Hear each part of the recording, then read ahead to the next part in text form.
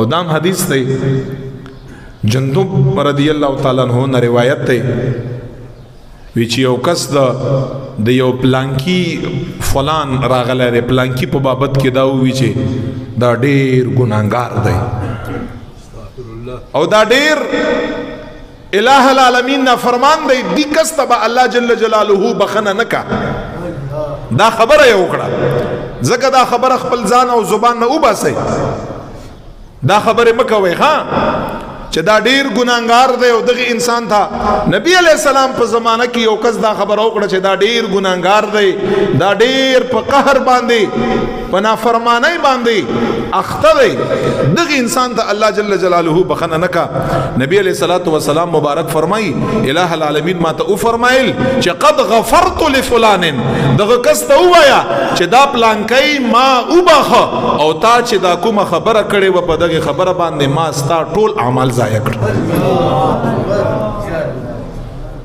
ستا ټول اعمال په دې باندې ضایع شو په دې خبره باندې ما ته یوم قابل قبول نه دی او انی قد غفرت لفلان تا چې څوک یاد کړایو چې دغه انسان ته رب می بخنه نکا حضور مبارک دغه کس ته وایي چې رب دستا هغه ته بخنه وکړه زما استا په دې کې سویا مالا الہ العالمین مهربانی ډیر زیاته ان ربک واسع المغفرة وربك الغفور ذو الرحمة الله فرمای يا عبادي الذين اسرفوا على انفسهم لا تقنطوا من رحمة الله ان الله يغفر الذنوب جميعا نبئ عبادي اني انا الغفور الرحيم پس سینکڑو تعداد دو قرآن کریم کی رسول کریم آقا علیہ السلام تا فرمائی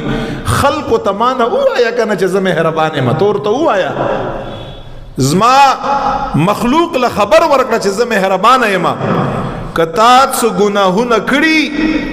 رجوع اکڑا را واپس شا اللہ تکینا دا اللہ رحمت چدے دا دیر وسیر ربنا وسعت کل شیء رحمتا وعلما اے رب کریم تزمونگ دا سی ربی چا رحمت تا پٹول شیئنو باندے فراخ و دیر دے ولی دا غدیر رحمت نا تخلق منکی ولی منکی دا اتارٹی او دا غتا لچار کڑے چی تدرماو گناہگار او فاسق او فاجر او